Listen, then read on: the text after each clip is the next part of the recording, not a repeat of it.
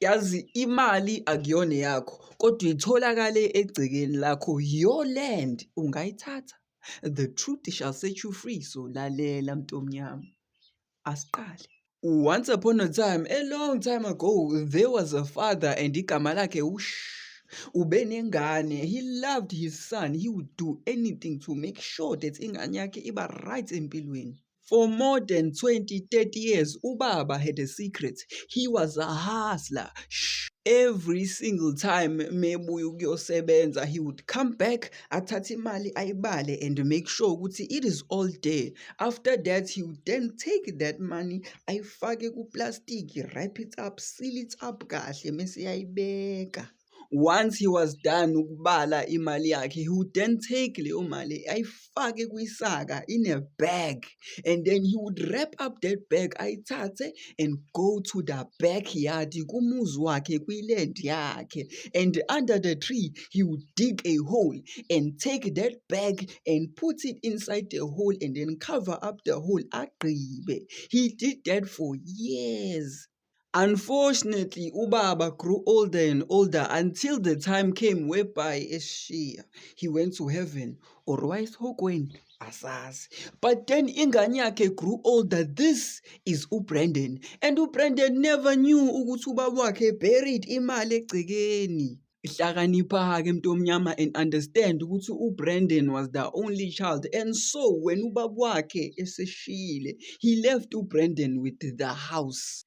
A few years went by, and then uBrandon had been living in umuzi wababa wakhe for so long until yena and his boyfriend, they decided ukuthi nope, it's time to start fresh impilo. So uBrandon is gonna sell his father's house. This is the Smith family.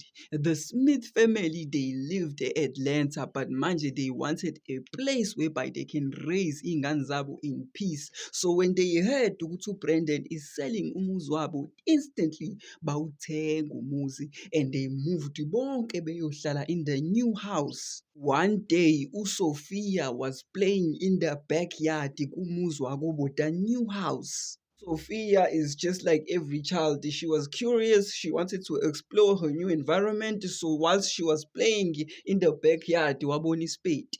Wahamba wayosithatha ispade, wadlala ngaso. I don't know what happened next, but she decided to take the spade and go dig under the tree. Yes.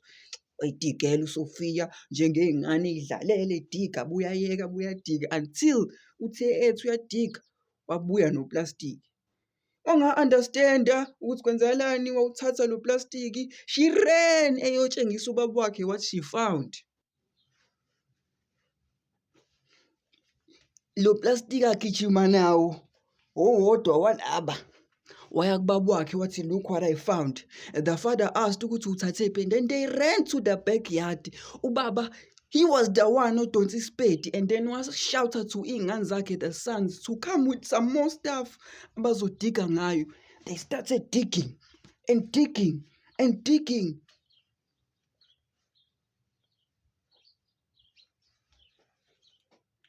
$2.3 million cash ogcwele idrum bawuthole la.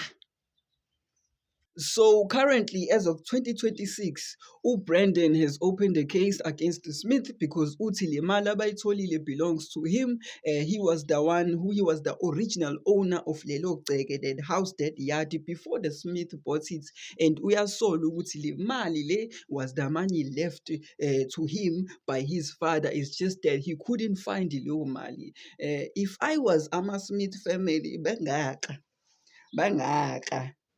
Ayithole abangaka.